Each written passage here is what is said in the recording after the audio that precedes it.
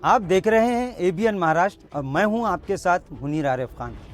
नाजरीन, औरंगाबाद और उस्मानाबाद नाम तब्दीली का मामला बॉम्बे हाईकोर्ट में है। गुज़िश्ता 6 महीनों से मुहिब्बान औरंगाबाद और उस्मानाबाद की पूरी तवज्जो अदालत पर टिकी हुई है और हर तारीख पर तमामी को ये उम्मीद रहती है कि इस मर्तबा कुछ ना कुछ फैसला ज़रूर होगा। लेकिन बार बार तारीख पर तारीख मिलने से जहां आवाम की बेचैनी दिन ब दिन बढ़ती जा रही है, वहीं सियासी पार्टियां और ख़ुद हुकूमत के इस तानाशाही फरमान का गैर कानूनी फ़ायदा उठाते हुए ये लोग हर मर्तबा कहीं ना कहीं कानून का मजाक उड़ाने और नाम तब्दील करने की कोशिशें की जा रही है। लेकिन महाराष्ट्र में इस वक्त जारी इस तरह की तानाशाही और हिटलरशाही सियासत के खिलाफ सिवाय याचिकाकर्ताओं के और इनके वकीलों के कोई भी सियासी पार्टी या कोई भी सियासी नेता और कौम और मिल्लत के चौधरी होने का दावा करने वाला कोई भी अदालत के अहकामात की धज्जियां उड़ाने वालों को इस हरकत पर जबान तक खोलने के लिए तैयार नहीं है। एक तरफ याचिकाकर्ताओं के वकील इस मामले पर हर तारीख को अदालत में बहस करने की तैयारी कर रहे हैं, लेकिन हर मर्तबा किसी न किसी वजह से अगली तारीख मिलने से ये मामला मजीद पेचीदा होता दिखाई दे रहा है, क्योंकि अब तक तकरीबन सरकारी और प्राइवेट ऑफिसों पर यह नाम तब्दील किया जा चुका है और हुकूमत के साथ साथ इस नाम के मुखालिफिन को यह मौका मिल रहा है कि वह अदालत को यह बता सके कि इतना सब कुछ होने के बाद भी इस मामले में आवाम की कोई मुखालिफत नहीं है, यानी कोई भी अदालत में दोबारा इस मामले को लेकर जाने की कोशिश भी नहीं कर पा रहा है। बहरहाल इस गैर कानूनी फरमान पर दिन ब दिन अपनी घटिया सियासत करने वाले जहां सियासी पार्टियां जिम्मेदार हैं, वहीं उर्दू के नाम पर उर्दू की रोटी खाकर कई दहाइयों से अपनी तिजोरियां भरने वाले उर्दू एजुकेशन सोसाइटियों के जिम्मेदारान भी ऐसा लग रहा है कि नाम तब्दीली की खामोश हिमायत कर रहे हैं, क्योंकि जिला परिषद इंतजामिया के पास हर स्कूल के असातिज़ा की तनख्वाहों के मामला पे यूनिट में अंजाम दिए जाते हैं, जहां बिलों को दाखिल करना पड़ता है। लेकिन इस अहम तालीमी शोबे के जिम्मेदार अफसरान इन स्कूल सोसाइटियों के जिम्मेदारान को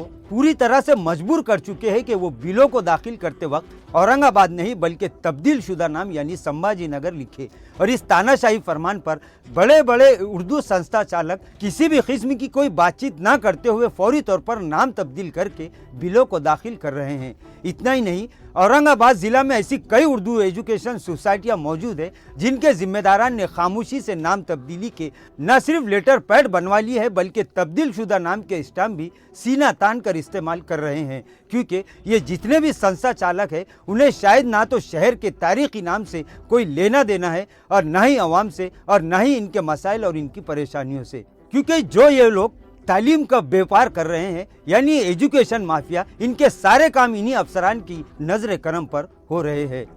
और अगर उन्होंने यहाँ जरा सी भी चू चरा की तो फिर उन्हें पता है कि इनके काले पीले कारनामे रुक जाएंगे। इसलिए इन लोगों में इतनी हिम्मत और जुर्रत नहीं है कि कोई इन तालीमी शोबे के जिम्मेदार अफसरान से ये सवाल कर सके कि आखिर किस हुक्म की बिना पर यह सारा काम हो रहा है, जबकि सबसे पहले समाज को और समाज के बच्चों को तालीम देने वाले और तालीमी कामकाज की जिम्मेदारी अदा करने वाले इन तानाशाह अफसरान को ये पता होगा ही कि अदालत के हुक्म के खिलाफ कोई भी काम गैर कानूनी है और अदालत की तौहीन है। बहरहाल नाम तब्दीली मामले में जितनी जिम्मेदार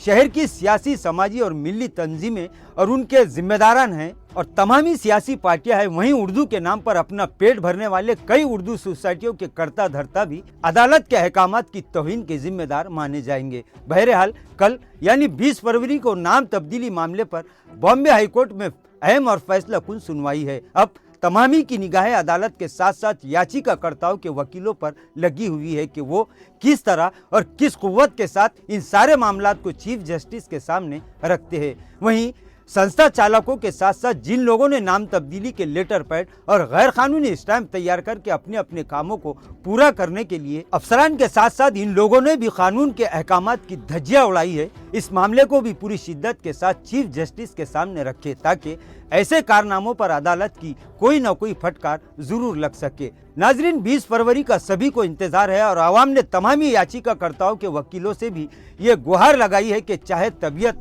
नासाज हो या कितना ही अहम काम क्यों ना हो, इस तारीख को तमामी की मौजूदगी को यकीनी बनाए ताकि फिर दोबारा नई तारीख की रिवायत टूट सके। अब देखना यह है कि 20 फरवरी को इस मामले में सस्पेंस खत्म होता है या फिर आवाम को फिर दोबारा मायूसी का सामना करना पड़ता है। लेकिन उम्मीद तो यही की जा रही है कि शायद इस मर्तबा कोई ना कोई फैसला जरूर होगा।